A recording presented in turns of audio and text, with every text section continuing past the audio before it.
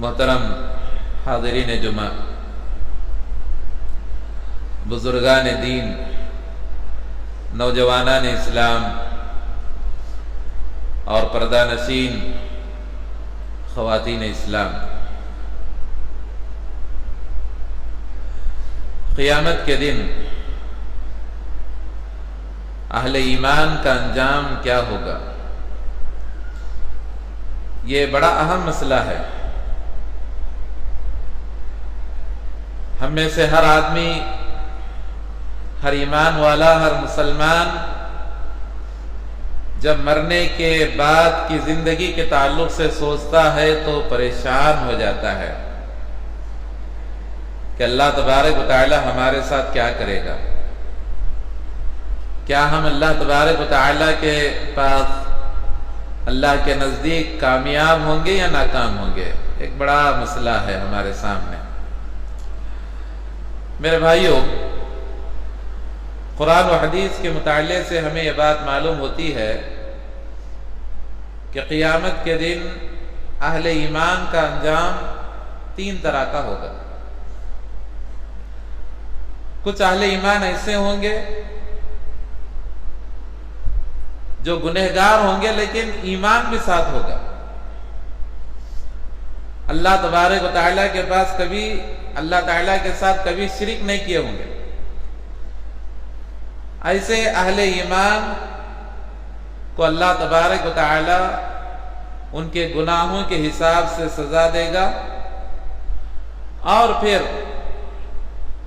انہیں اللہ تبارک و تعالیٰ جنت میں داخل کرے گا، جیسا کہ کئی روایتوں میں یہ بات ہے کہ اگر کسی آدمی کے دل میں رائے کے دانے کے برابر بھی ایمان ہے اور وہ اللہ تعالیٰ کے ساتھ کبھی شرک نہیں کیا ہے، اللہ تعالیٰ اسے ایک نہ ایک دن جنت میں ضرور داخل کرے گا۔ کچھ لوگ ایسے ہوں گے، اور کچھ اہل ایمان ایسے بھی ہوں گے قیامت کے دن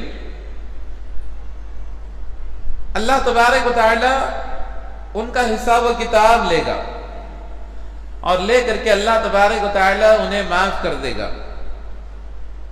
اور آسان اللہ تبارک و تعالی ان سے حساب لے گا اور بغیر سزا کے اللہ تعالی انہیں جنت میں داخل کرے گا۔ ایسے بھی کچھ لوگ ہوں گے۔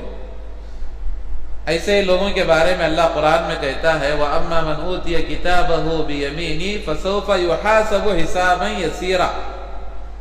اللہ تعالیٰ ایسے لوگوں کا بہت ہی آسان حساب لے گا جن لوگوں کا نام اعمال اللہ تبارک و تعالیٰ سیدھے ہاتھ میں دے گا۔ کیا ہوگا؟ قیامت کے دن اللہ بلائے گا، اپنے پاس بلائے گا، بلا کر کے اللہ تعالیٰ اس سے اعتراف کرائے گا، کیا تو دنیا میں یہ کام کیا، یہ کام کیا، یہ کام کیا؟ وہ کہے گا اللہ میں نے یہ کیا ہے، اللہ میں نے یہ کیا ہے۔ اللہ بولے گا ٹھیک ہے جا، میں نے تجھے معاف کر دیا۔ ایسا بھی ہوگا۔ یہ اللہ تبارک و تعالیٰ کا خاص فضل ہوگا، اللہ تبارک و تعالیٰ کی خاص رحمت ہوگی۔ اپنے رحمت سے اللہ تعالیٰ بندوں کے ساتھ ایسا معاملہ کرے گا۔ اور تیسری قسم کے کچھ ایسے لوگ بھی ہوں گے قیامت کے دن اللہ تبارک و تعالیٰ نہ ان کا کوئی حساب و کتاب لے گا، نہ اللہ تعالیٰ ان سے پوچھے گا، نہ ان کی پیشی ہوگی، بغیر حساب و کتاب کے اللہ تبارک و تعالیٰ انہیں جنت میں داخل کرے گا۔ کچھ ایسے لوگ بھی ہوں گے، اور یہ لوگ سب سے زیادہ فضیلت والے لوگ، سب سے زیادہ خوش نصیب لوگ، سب سے زیادہ کامیاب ہونے والے لوگ، ان لوگوں کے بارے میں ہم کہہ سکتے ہیں کہ بھئی کوئی حساب بھی نہیں، کوئی کتاب بھی نہیں، اور اللہ تبارک و تعالیٰ ان کو کیا کر رہا؟ سیدھا جنت میں داخل کر رہا۔ دیکھیے کتنے خوش نصیب لوگ ہوں گے، اور اللہ کے سامنے کھڑے ہو کر کے حساب دینا کوئی معمولی بات نہیں ہے۔ یہ آپ سمجھ رہے ہوں گے کہ کیا ہوگا، اللہ تعالیٰ کھڑا کرے گا، ہم حساب و کتاب دے دیں گے۔ نہیں میرے بھائیو، اللہ کی جو دربار ہوگا نا قیامت کے دن، وہ دربار بہت ہی زیادہ ہیبت والا ہوگا، بہت زیادہ پریشان کن دربار ہوگا۔ سارے انسان اس دن موجود ہوں گے اور آپ کو بلایا جائے گا اور آپ کو کھڑے ہو کر کے اللہ کے دربار میں جواب دینا ہے۔ اسی لیے اللہ نے کہا وَلِمَنْ خَافَ مَقَامَ رَبِّهِ جَنَّتَانِ، جو بھی آدمی اللہ کے سامنے کھڑے ہو کر کے حساب و کتاب دینے سے ڈرتا ہے اس کے لیے میں نے 2 جنتیں تیار کیا ہے۔ معمولی بات نہیں ہے یہ، معمولی بھیڑ اور چمار جج ہوتے ہیں ہمارے پاس، رئی درگ میں ایک جج ہے، ڈسٹرکٹ میں ایک جج ہے، اگر وہاں پہ جج آپ کو بلا لے گا نا، آدمی کی حالت کیا ہوتی، آدمی کتنا پریشان ہوتا۔ اور یہ سب دنیا کے لیے ہے، دنیا کی معمولی چیز کے لیے۔ اگر آپ کو بلایا جائے کسی جج کے پاس اور آپ کو جانا پڑ رہا، وہاں جا کر کے کھڑا ہونا پڑ رہا، ٹینشن شروع ہو جاتا، آدمی کو تکلیف شروع ہو جاتی۔ یہ تو معمولی چیز ہے، کچھ بھی نہیں ہے۔ میرے بھائیو ذرا غور کیجئے، اللہ کے سامنے کھڑے ہو کر کے حساب و کتاب دینا یہ کوئی معمولی بات نہیں ہے، بہت بڑی بات ہوگی۔ اور اس دن کسی آدمی کے لیے کہا جائے کہ جا تیرا پورا کیس معاف کر دیا گیا ہے اور تجھے کامیاب کر دیا گیا ہے اور تجھے جنت میں داخل کیا جا رہا، اللہ اکبر۔ میرے بھائیو کتنا بڑا سعادت مند آدمی ہوگا وہ آدمی۔ تب سوال پیدا ہوتا ہے کہ کون لوگ ہیں جنہیں اللہ تبارک و تعالی بلا حساب و کتاب جنت میں داخل کرے گا؟ بڑے خوش نصیب لوگ کون لوگ ہیں؟ چلیے میں آپ کے سامنے اس کی وضاحت کرتا ہوں۔ بڑی مشہور حدیث ہے جس کے راوی حضرت عبداللہ بن عباس رضی اللہ تعالیٰ عنہ ہیں، بیان کرتے ہیں، صحیح مسلم میں یہ روایت موجود ہے، بیان کرتے ہیں کہ پیارے نبی جناب محمد رسول اللہ صلی اللہ علیہ وسلم نے ارشاد فرمایا عرضت علی الامم، اللہ تبارک و تعالی میرے سامنے آدم علیہ السلام سے لے کر کے تمام امتوں کو اللہ تعالی میرے سامنے پیش کیا۔ جیسے کوئی ویڈیو ہو سامنے پیش کیا جا رہا ہے کہ یہ فلاں نبی ہیں یا فلاں نبی ہیں، دیکھیے یہ نبی ہے۔ آج کے زمانے میں یہ بات سمجھنا بہت آسان ہے، کوئی مشکل بات نہیں ہے۔ پیارے نبی صلی اللہ علیہ وسلم کے سامنے اللہ تبارک و تعالی انبیاء کو گزارا۔ کب گزارا انبیاء کو؟ بتایا جاتا ہے کہ معراج کے موقع پر۔ یہ سعادت آپ صلی اللہ علیہ وسلم کو معراج کے موقع پر، اور کسی نبی کو اللہ تعالیٰ یہ اعزاز نہیں دیا سوائے ہمارے نبی صلی اللہ علیہ وسلم کے۔ آپ صلی اللہ علیہ وسلم کہتے ہیں فَرَأَيْتُ النَّبِيَّ وَمَعَهُ الرَّهْطُ وَالنَّبِيَّ وَمَعَهُ الرَّجُلُ وَالرَّجُلَانِ، میں نے دیکھا کہ ایک نبی کے ساتھ ایمان لانے والی ایک جماعت ہے، ایک نبی کو میں نے دیکھا کہ ان کے اوپر ایمان لانے والے ایک آدمی ہے، میں نے دیکھا کہ ایک نبی ایسے بھی ہیں کہ ان کے اوپر ایمان لانے والے 2 آدمی ہیں، ایک آدمی 2 آدمی ایمان لا رہے۔ اللہ کے نبی نے ایسے انبیاء کو بھی دیکھا، ایک نبی کے ساتھ صرف ایک آدمی ایمان والا گزر رہا، ایک نبی ایسے ہیں کہ ان کے ساتھ ایمان لانے والے صرف دو افراد ہیں، 2 انسان ہیں۔ اور اللہ کے نبی کہتے ہیں وَالنَّبِيَّ وَلَيْسَ مَعَهُ أَحَدٌ، میں نے ایسے بھی انبیاء کو دیکھا، نبیوں کو میں نے دیکھا ہے ان کے اوپر ایمان لانے والا ایک بھی آدمی نہیں تھا، ایک بھی آدمی ایمان نہیں لایا، ایسے بھی نبی کو میں نے دیکھا ہے۔ اب یہاں سوال پیدا ہوتا ہے، آپ یہ سوچ رہے ہوں گے کہ بھئی انبیاء نبی اتنا کام کرے ایک بھی آدمی ایمان نہیں لایا، تو اس کا مطلب یہ ہے کہ نعوذ باللہ من ذالک خیال فوراً ہمارا اس طرف جاتا ہے کہ بھئی وہ انبیاء صحیح کام نہیں کرے کیا، صحیح دعوت اور تبلیغ کا کام نہیں کرے جس کی وجہ سے ایک بھی آدمی ایمان والا نہیں ہوا، فوراً دماغ ہمارا ادھر جاتا، نعوذ باللہ من ذالک۔ میرے بھائیو خیال بالکل ایسا نہیں کرنا چاہیے۔ دنیا میں جتنے بھی انبیاء آئے انہوں نے بڑے خلوص اور للہیت کے ساتھ کام کیا، بڑے خلوص کے ساتھ بڑی محنتیں کی، بڑی مشقتیں اٹھائیں، لیکن ہدایت نصیب نہیں ہوئی تو اس میں نبی کی کیا غلطی؟ ہدایت دینے والا اللہ ہے۔ اگر اللہ نے کسی کو ہدایت نہیں دیا تو نبی کی کیا غلطی ہو سکتی ہے؟ انبیاء نے برابر کام کیا، نبیوں نے برابر محنتیں کی، لیکن ہدایت اگر کسی کو نہیں ملی تو نبی کیا کر سکتے ہیں؟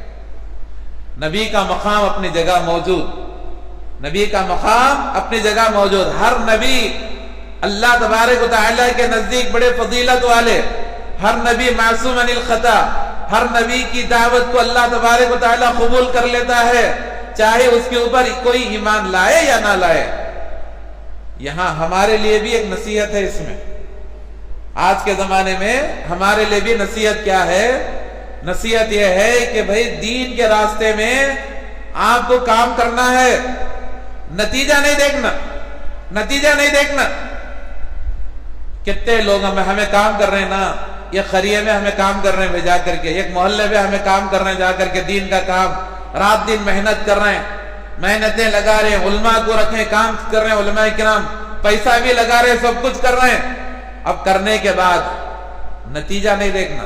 نتیجہ نہیں دیکھنا کہ بھئی اتنا کام کر رہے ہیں نا، کتنے آدمی مسلمان ہوئے، کتنے آدمی نمازی بنے، کتنے آدمی توحید پرست بنے. نتیجہ اگر آپ دیکھ لیے تو سمجھو کہ اسی دن آپ کی پوری محنت برباد. کبھی بھی نتیجہ نہیں دیکھنا. دین کے راستے میں، دین کے راستے میں محنت ہے، رزلٹ نہیں ہے.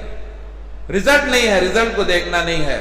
اگر رزلٹ دیکھا جاتا تو یہ انبیاء ایک بھی آدمی مسلمان نہیں ہوا نا، تو اس کا مطلب کیا ہے؟ وہ انبیاء ناکام ہو گئے، نعوذ باللہ من ذالک.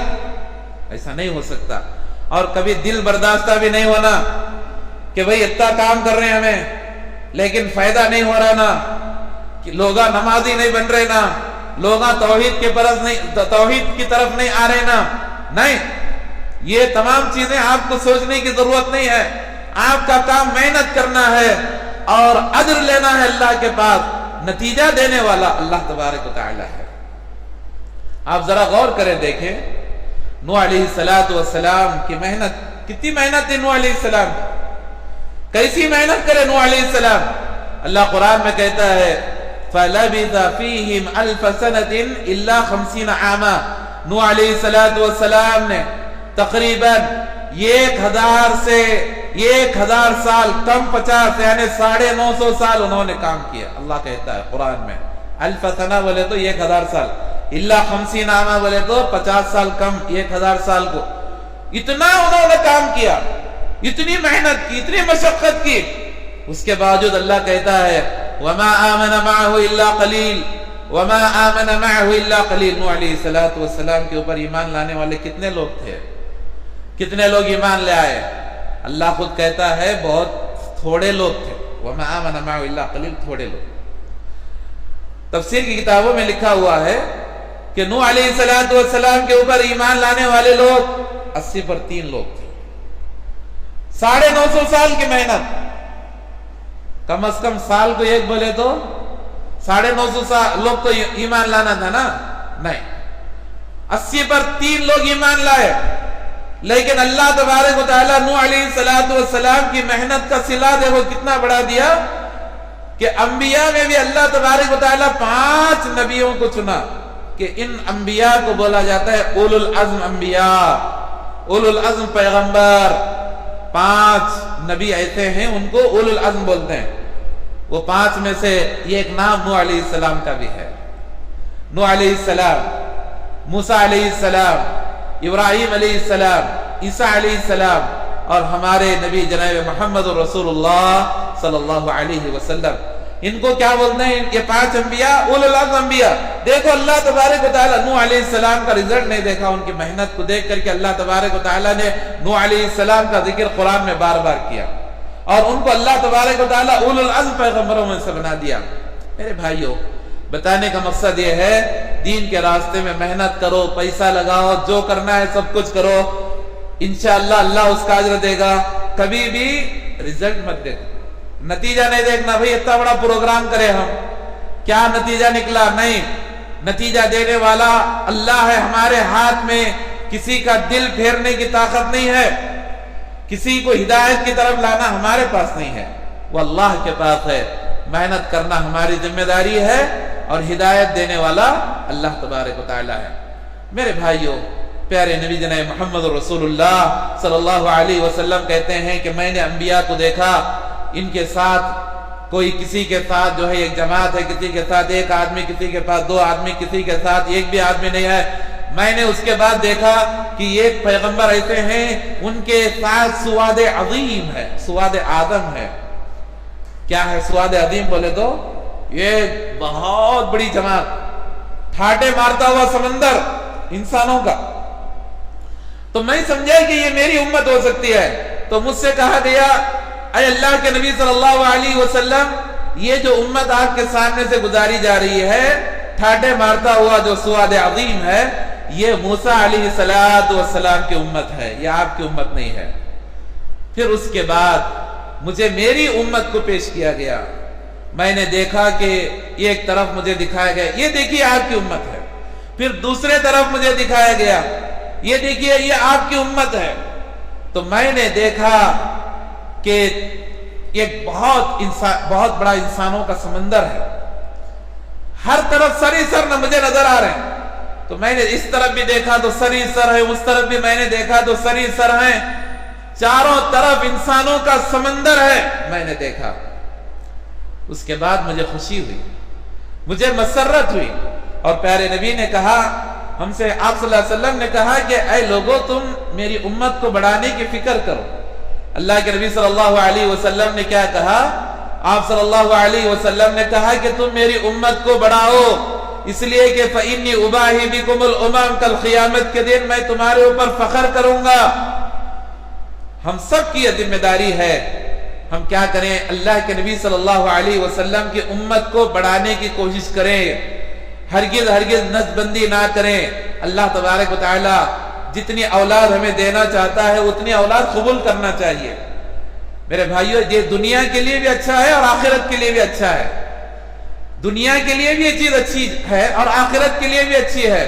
میں آپ کو بتانا چاہتا ہوں کہ دنیا کے لوگ جہاں بھی لوگوں نے نسل کو کم کرنے کی کوشش کی، آبادی کم کرنے کی کوشش کی، وہ ملک تباہی کے دہانے پر ہے۔ آپ جاپان کو لے لیجئے، آپ جرمنی کو لے لیجئے، چند سالوں کے بعد وہاں ملٹری میں جانے والا کوئی نہیں ہوگا، چند سالوں کے بعد وہاں پہ کام کرنے والا کوئی نہیں ہوگا، کیونکہ ان لوگوں نے نسل بندی کی، اور نتیجہ یہ ہو رہا ہے کہ وہاں پہ کی آبادی بڑی تیزی کے ساتھ کم ہوتی جا رہی ہے۔ کیونکہ جو بھی آدمی اللہ کی فطرت کے خلاف بغاوت کرتا ہے نا، وہاں پہ اللہ کا عذاب آتا ہے، یہ بات اچھی طرح یاد رکھو۔ اور یہاں بھی جو ہے نعرے لگائے جا رہے ہیں، اور خاص طور پہ مسلمانوں کو چھیڑا جاتا ہے کہ ان کی آبادیاں زیادہ ہو رہے ہیں، اور مسلمان بھی ان کے جو ہے چھیڑنے کی وجہ سے اور ان کی شرارتوں کی وجہ سے مسلمان بھی جو ہے کیا کر رہے ہیں، ان کے تانوں سے بچنے کے لیے بڑی تیزی کے ساتھ نسل بندی کی طرف جا رہے ہیں۔ اچھی طرح یہ بات آپ یاد رکھو، نسل بندی کرانا یہ اللہ کے خلاف بغاوت ہے۔ جو بھی نسل بندی کرائے گا ضرور وہ نقصان اٹھائے گا، یہ بات اچھی طرح یاد رکھو۔ نسل بندی کرانا نہیں ہے، بلکہ اللہ تعالیٰ کا جو نظام ہے اس نظام کے حساب سے آپ چلو، اللہ تبارک و تعالیٰ آپ کو روزی دے گا، آپ کو بھی دے گا، اور آپ کے آنے والی اولاد کو بھی اللہ تبارک و تعالیٰ روزی دے گا۔ اللہ کا وعدہ ہے نحن نرزقکم وإیاہم، ہم تم کو بھی روزی دیں گے اور ان کو بھی روزی دیں گے جو تمہارے اولاد ہیں۔ تو میرے بھائیو، پیارے نبی صلی اللہ علیہ وسلم کل قیامت کے دن فخر کریں گے، کس پہ فخر کریں گے؟ کثرت پر۔ یہ امت سب سے زیادہ ہوگی، امت محمدیہ صلی اللہ علیہ وسلم، یہ امت سب سے زیادہ ہوگی کل قیامت کے دن۔ اللہ کے نبی صلی اللہ علیہ وسلم نے یہ بات بتانے کے بعد صحابہ کرام کو ایک عظیم خوشخبری سنائی آپ صلی اللہ علیہ وسلم نے۔ وہ خوشخبری کیا ہے؟ آپ صلی اللہ علیہ وسلم نے کہا وَمَعَهُمْ 70,000 يَدْخُلُونَ الْجَنَّةَ بِغَيْرِ حِسَابٍ وَلَا عَذَابٍ۔ اے لوگو یاد رکھو کہ یہ میری جو امت ہے، اس امت میں سے 70,000 افراد ایسے ہوں گے جو بغیر حساب و کتاب کے قیامت کے دن جنت میں داخل ہوں گے۔ بغیر حساب و کتاب کے جنت میں داخل ہوں گے 70,000 آدمی۔ جب آپ صلی اللہ علیہ وسلم نے 70,000 کی تعداد ذکر کی تو آپ نے دیکھا کہ صحابہ کرام کے چہرے منور نہیں ہوئے، صحابہ کرام کو کوئی خوشی محسوس نہیں ہوئی، اس لیے کہ صحابہ کرام یہ بات اچھی طرح جانتے تھے کہ 70,000 کی تعداد کیا ہو سکتی ہے۔ آج تقریباً کتنے مسلمان ہیں؟ آج کے اس وقت بول رہا ہوں، کتنے مسلمان ہیں؟ تقریباً 200 کروڑ مسلمان ہیں. 200 کروڑ 70,000 بغیر حساب و کتاب کے. 200 کروڑ میں سے کون جائے گا کون نہیں جائے گا پتہ نہیں. اور اس کے علاوہ جو ہے 1400 سال سے کتنی بڑی آبادی آئی ہے اور چلے گئی. اس میں صحابہ ہی کافی ہو جائیں گے. 70,000 میں صحابہ آ جائیں گے. ہمارا کیا مقام، ہمارا کیا مرتبہ، ہمارا عمل کیا ہے صحابہ کے سامنے؟ میرے بھائیو، اللہ کے نبی صلی اللہ علیہ وسلم نے صحابہ کو مکہ موڑ دیکھ کر کے کہا کہ اے میرے صحابہ، اللہ تعالیٰ سے میں دعا کروں گا، اللہ تعالیٰ اس میں ضرور اضافہ کرے گا. اس کے بعد اللہ تعالیٰ سے آپ صلی اللہ علیہ وسلم نے دعا فرمائی کہ اے اللہ تو اس میں اضافہ فرما. تو اللہ تبارک و تعالیٰ نے اضافہ فرمایا. آپ صلی اللہ علیہ وسلم نے فرمایا مع کل 70,000 یعنی یہ 70,000 میں بھی یہ ایک ہزار پہ پھر 70,000 جوڑتے چلے جاؤ. 1,000 پہ 70,000 تو 70,000 پھر 1,000 پہ 70,000 70,000 کے ساتھ 1,000 پہ 70,000 تقریباً جو ہے 42 لاکھ سے زیادہ لوگ ہو جاتے ہیں. 42 لاکھ سے زیادہ. اسی پر اللہ کے نبی صلی اللہ علیہ وسلم نے اکتفا نہیں کیا. آپ صلی اللہ علیہ وسلم نے فرمایا اللہ تبارک و تعالیٰ نے مجھ سے کہا ہے کہ قیامت کے دن اللہ تبارک و تعالیٰ میری امت کے لوگوں کو اللہ تبارک و تعالیٰ اپنے چلو سے اٹھائے گا. اللہ تعالیٰ ایک چلو لے گا، ان کو اللہ تعالیٰ جنت میں ڈالے گا. ایک اور چلو اللہ لے گا، پھر اللہ تعالیٰ ان کو جنت میں ڈالے گا. ایک اور چلو اللہ تبارک و تعالیٰ لے گا، پھر ان کو جنت میں ڈالے گا. تقریباً 3 چلوں کا حدیث میں ذکر ہے. اور اللہ کا چلو، اللہ اکبر، ہم گمان بھی نہیں کر سکتے اللہ کا چلو کتنا بڑا ہوگا. اللہ تعالیٰ کا چلو اللہ تبارک و تعالیٰ پکڑ کر کے جنت میں داخل کر رہا. اللہ تعالیٰ اپنے ہاتھوں سے داخل کرے گا، جس کا کوئی حساب نہیں، جس کا کوئی کتاب نہیں. ہم اندازہ بھی نہیں لگا سکتے کہ وہ کتنے لوگ ہوں گے. تو پیارے نبی نے کہا کہ اتنے سارے لوگوں کو اللہ تبارک و تعالیٰ پکڑ کر کے جنت میں داخل کرے گا. کیسے داخل کرے گا؟ بغیر حساب و کتاب کے. اللہ اکبر. میرے بھائیو، یہ فضیلت ہے اس امت کی، یہ فضیلت ہے امت محمدیہ صلی اللہ علیہ وسلم. کتنے خوش نصیب لوگ ہیں ہم کہ اللہ تبارک و تعالیٰ نے ہمیں پیارے نبی جناب محمد رسول اللہ صلی اللہ علیہ وسلم کی امت میں سے بنایا. اللہ تعالیٰ نے ہمیں امت محمدیہ میں سے پیدا فرمایا. میرے بھائیو، یہ اللہ کا ہمارے اوپر بہت بڑا احسان ہے. کیسی فضیلتیں اللہ تبارک و تعالیٰ اس امت کو دیا ہے. ان فضیلتوں میں سے ایک بہت بڑی فضیلت یہ ہے میرے بھائیو، اللہ تعالیٰ ہمارے اوپر بہت رحم کرنے والا ہے، بڑا کرم کرنے والا ہے. یہ فضیلت سنائے اللہ کے نبی کمرے میں چلے گئے، گھر میں داخل ہو گئے. اب صحابہ کرام خاموش رہنے والے نہیں تھے. صحابہ کرام جنت کا جہاں مسئلہ آتا تو جنت کو حاصل کرنے میں صحابہ کرام بہت آگے رہا کرتے تھے. ہماری طرح نہیں. ہم جو ہے کئی حدیثیں بولتے رہتے ہیں، علماء کرام کئی حدیثیں بولتے رہتے ہیں، بھائی اس پہ عمل کر لو جنت میں چلے جائیں گے. یہ دعا پڑھ لو، یہ جنت کا خزانہ ہے.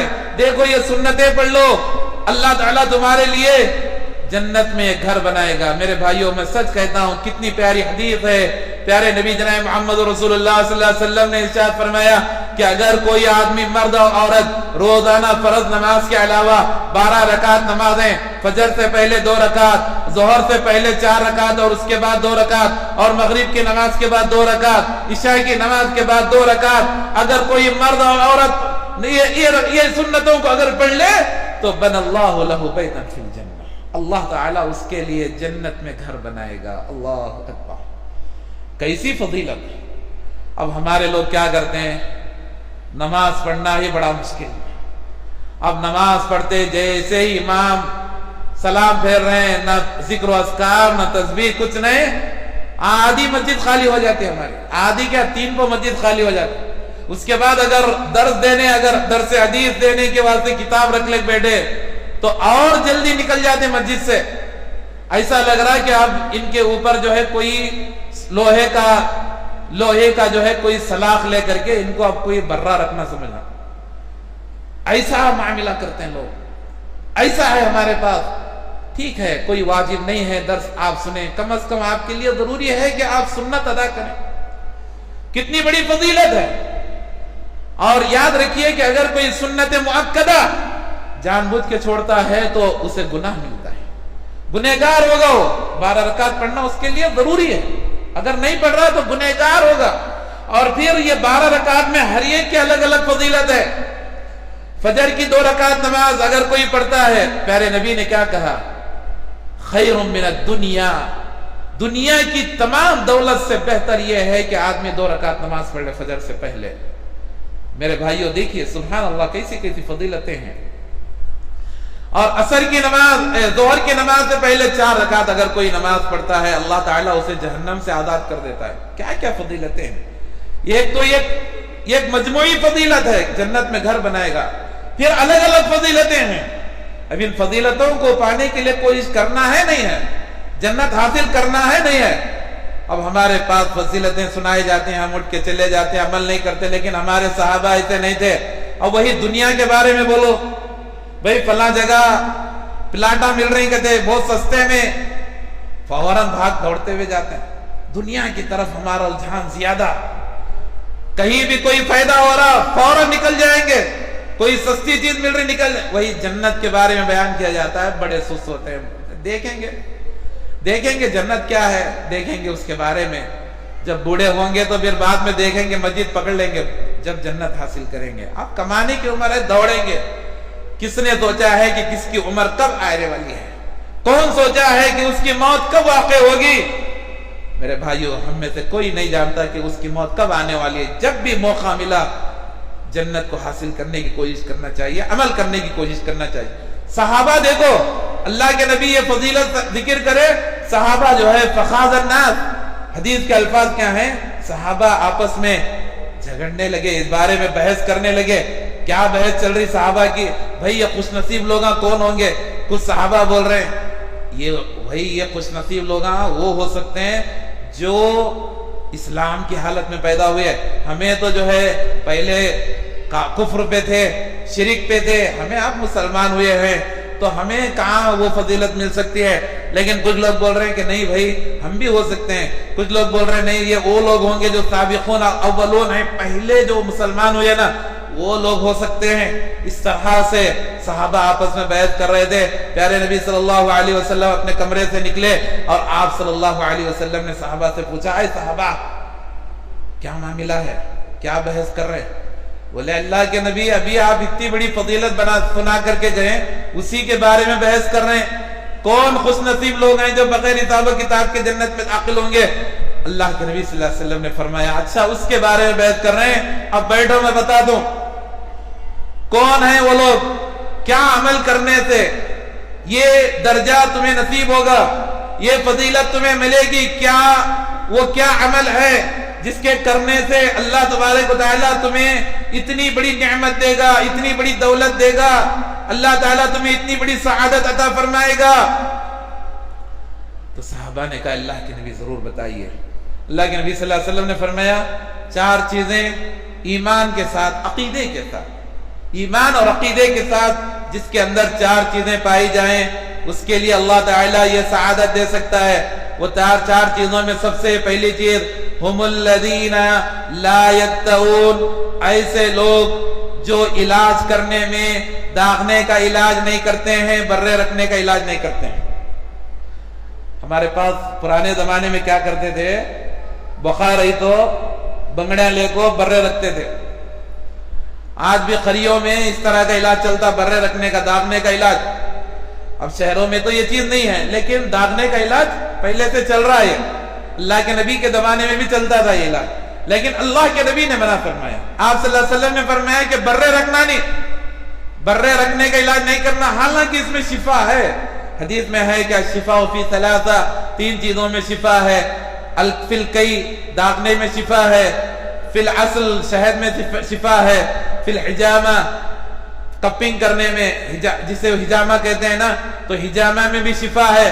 لیکن 2 چیزیں کر لو، شہد کا اچھا استعمال کر لو، حجامہ بھی کر لو، اس میں تمہارے لیے شفا ہے، لیکن داغنے کا علاج نہیں کرو۔ اللہ کے نبی نے منع فرمایا، میں منع کرتا ہوں، یہ حرام ہے تمہارے لیے۔ تو یاد رکھیے کہ علاج کرنے میں حرام طریقے جو ہیں نا وہ طریقے اختیار نہیں کرنا چاہیے. اس حدیث سے ہمیں یہ بات معلوم ہوتی ہے جو بھی حرام طریقے اختیار کرتا ہے علاج کرنے میں تو ایسا آدمی یہ جو فضیلت ہے اس سے محروم ہو جاتا ہے. ہم الذین لا یکتوون، ایسے لوگ جو داغنے کا علاج نہیں کرتے ہیں. یہ پہلی چیز. اور دوسری چیز آپ صلی اللہ علیہ وسلم نے کیا فرمایا؟ ولا یسترخون.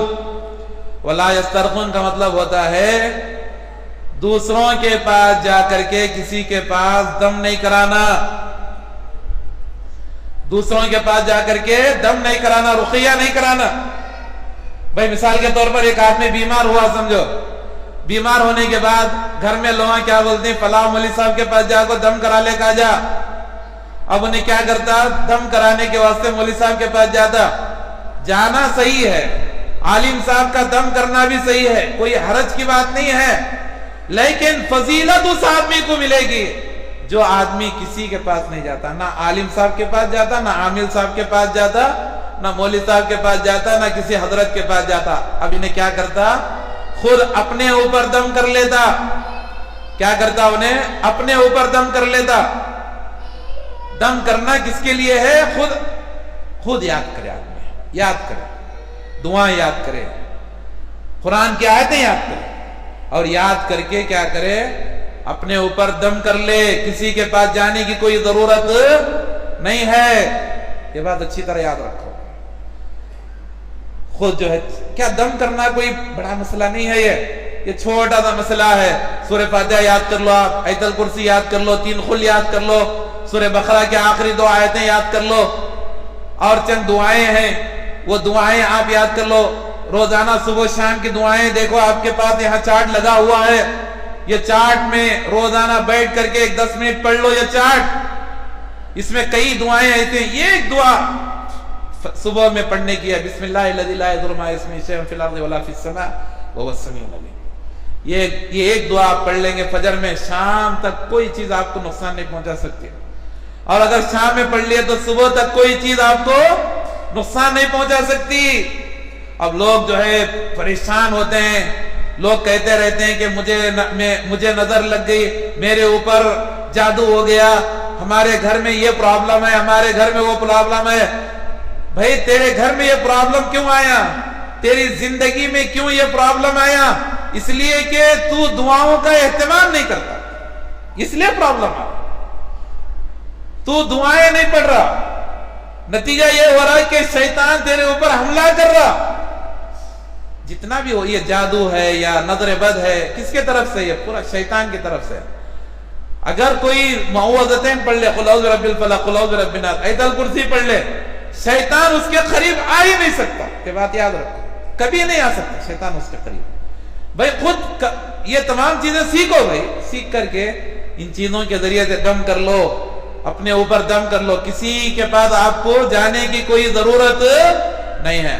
اگر آپ چلے گئے، یاد رکھو یہ فضیلت سے محروم ہو جائیں گے. آپ جا کر کے دم کرائے، اچھی بات ہے، کوئی مسئلہ نہیں، لیکن فضیلت نہیں ملے گی آپ کو.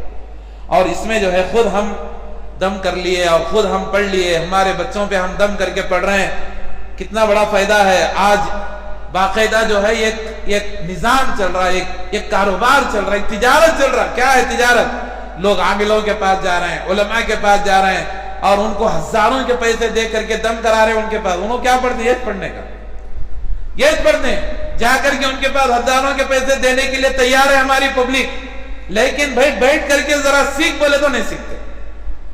چند دعائیں علماء بولتے ہیں کہ بھائی یہ دعاؤں پہ عمل کرو، بولے تو نہیں ہوتا. اتنے سست اور اتنے غافل ہیں لوگ ہمارے، لیکن دوسروں کے پاس جا کر کے ہزاروں کے پیسے دے کر کے آتے ہیں. بھائی خود کر لو یہ تمام چیزیں.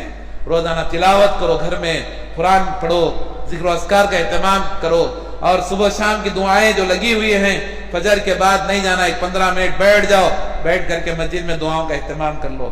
انشاءاللہ اس سے آپ کو کافی فائدہ ہوگا. اور تیسری چیز جو آپ صلی اللہ علیہ وسلم نے فرمایا وہ کیا ہے؟ آپ صلی اللہ علیہ وسلم کہتے ہیں وَلَا يَتَطَيَّرُونَ، ایسے لوگ جو اللہ کے ساتھ شریک نہیں کرتے اور خاص طور پہ بدشگونی نہیں لیتے. بدشگونی لینا کیا ہوتا ہے؟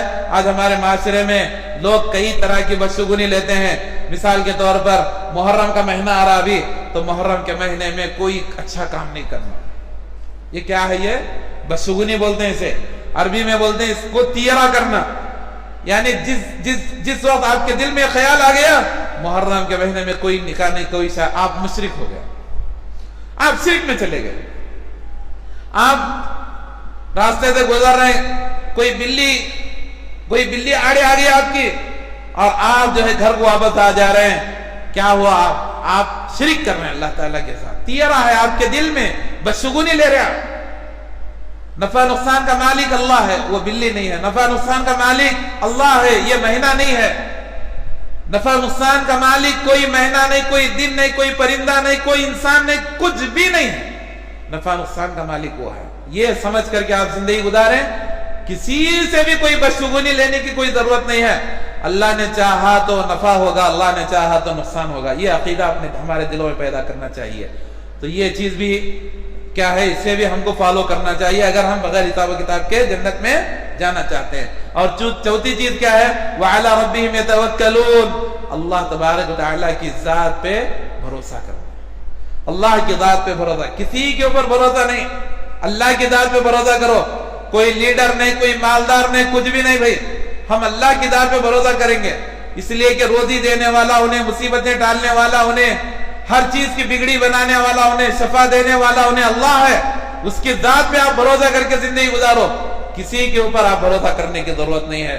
میرے بھائیو، ہم انسان کیسے بدتر ہیں، ہم لوگ ہمارے اندر کیسے بدترین عادتیں اور اخلاق آ گئے ہیں کہ ہم اللہ کو چھوڑ کر کے ہم دنیا کے کئی لوگوں پہ بھروسہ کرتے ہیں، اللہ کی ذات پہ بھروسہ نہیں کرتے. ذرا دیکھو پرندوں کو، دیکھو پرندے، یہ جو چونٹیاں ہیں، یہ پرندے ہیں.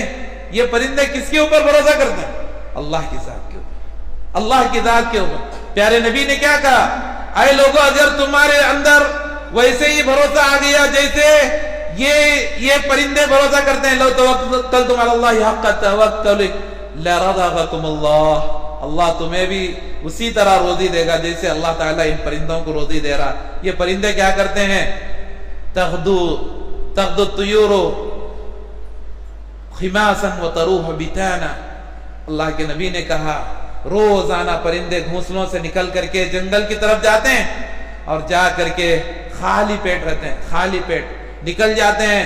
اللہ کے اوپر بھروسہ کر کے نکلتے ہیں، کسی سیاسی آدمی کے اوپر نہیں، کسی لیڈر کے اوپر نہیں، کسی مالدار کے اوپر نہیں، کسی کے اوپر ان کا بھروسہ نہیں. کون دے رہا بھائی ان کو روزی؟ کون دے رہا؟ ان پرندوں کو روزی کون دے رہا؟ اللہ تبارک و تعالیٰ دے رہا. دیکھو خالی پیٹ نکلتے ہیں صبح میں، اور جب واپس آتے ہیں وَتَرُوحُ بِتَانَا، پیٹ بھر کر کے واپس لوٹتے ہیں شام میں، پیٹ بھر کر کے. اور اپنے بچوں کو بھی لے کر کے آتے ہیں روزی. چونچوں میں دیکھیں گے ان کے چونچ میں بچوں کو روزیاں لے کر کے آتے ہیں. یہ بھروسہ ہونا چاہیے ہمارا. آج ہمارا بھروسہ اللہ کے ذات پہ نہیں ہے. آج ہمارا بھروسہ یہ سیاسی لوگوں کے اوپر ہے، بڑے بڑے امیروں کے اوپر اور مالداروں کے اوپر ہم بھروسہ کر رہے ہیں. یہی وجہ ہے کہ ہم لوگ ناکام ہیں. اللہ کے اوپر بھروسہ کرو، اللہ کے اوپر بھروسہ کرو.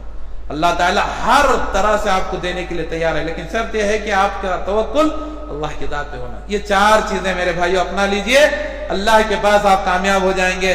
جب یہ باتیں پیارے نبی صلی اللہ علیہ وسلم نے ذکر کیا، ایک صحابی کھڑے ہو گئے. انہوں نے کہا اللہ کے نبی مجھے آپ دعا کیجئے میرے لیے، اللہ تعالیٰ مجھے ان خوش نصیب لوگوں میں سے بنائے.